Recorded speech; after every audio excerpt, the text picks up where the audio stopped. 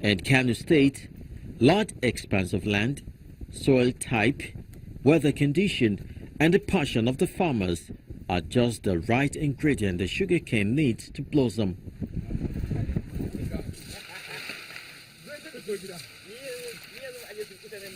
So it's quite common to find large sugarcane farms stretching several miles across the length and breadth of the state.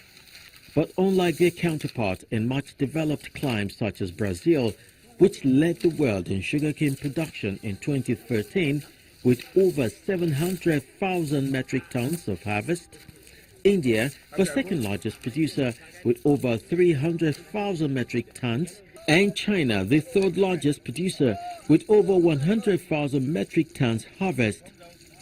The Kano sugarcane farmer has little or nothing to boast of.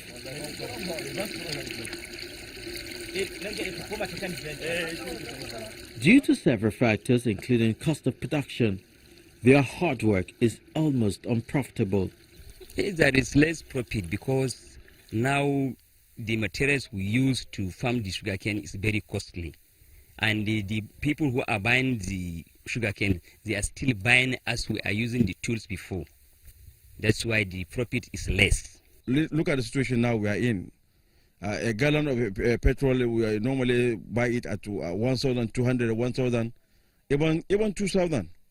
And when you look at this farm, if I for a day to make it, to water it, I can spend almost 5 gallons on it. Sugarcane requires a lot of sunshine and abundant supply of water to grow.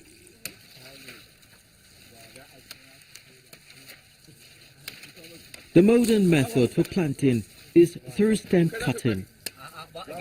From the cut stem, the sugarcane grows shoot at the base. These shoot produce stems which, when mature, become the sugarcane stalks. But the value derivable from this plant is quite poor, as it barely makes the sugar industry in the country. The challenge with sugarcane is a lack of customers who will buy the sugarcane with value, because people plant it so much and we don't have buyers now that will carry the sugarcane to different markets. And the government or other people's like companies, they never set a manufacturer that will buy the sugarcane to produce it to do something like sugar with the sugarcane.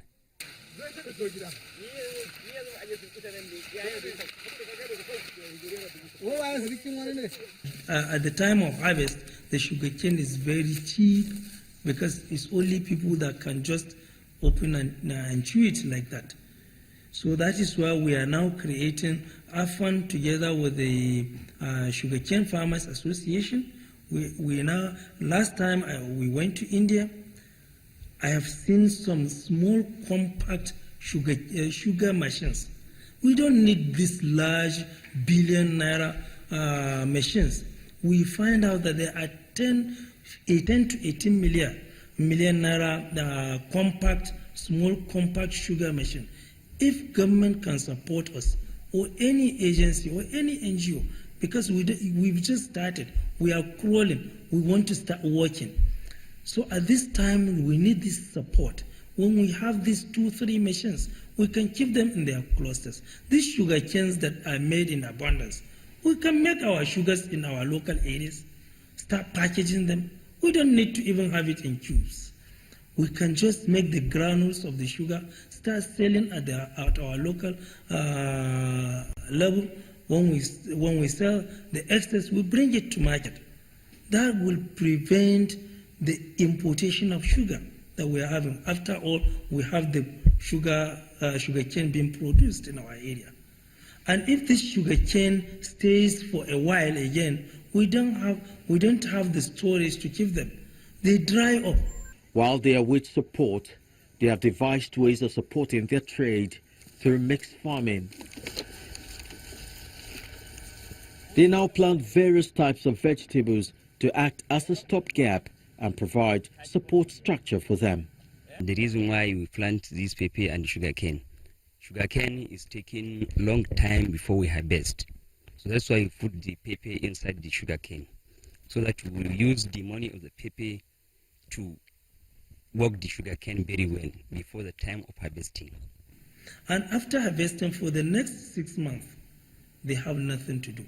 So we now have to bring a synergy with the fish farmers, that their area, the padamas that they are working on sugarcane is waterlogged and there is always water.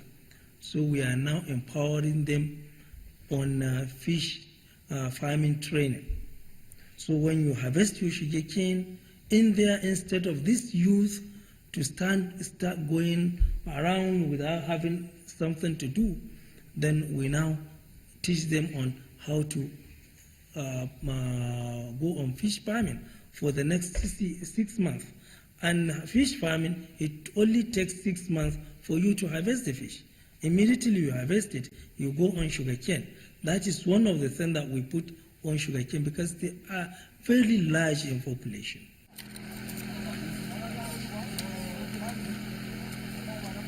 It is widely believed that the sugarcane juice can be helpful in lowering blood pressure, strengthening the bones, reducing cholesterol, fighting infections, soothing stress and anxiety.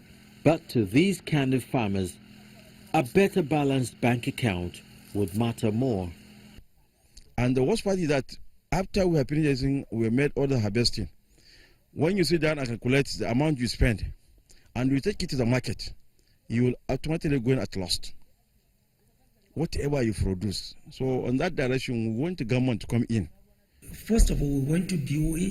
Even at that Turkey, we were together with the MD of Bank of Agri. We came down to Nigeria, we sat with him, we sent proposal, and all these things, the process is not easy.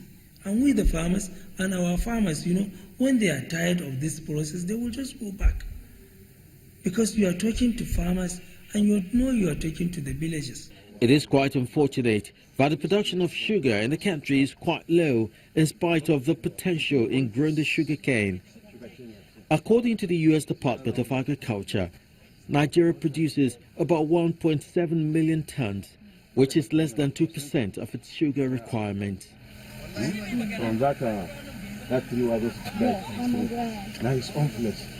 As the government continues to lay emphasis on the need for diversification of the economy, any effort directed at reducing importation of sugar into the country through support for sugarcane farmers would be a welcome development.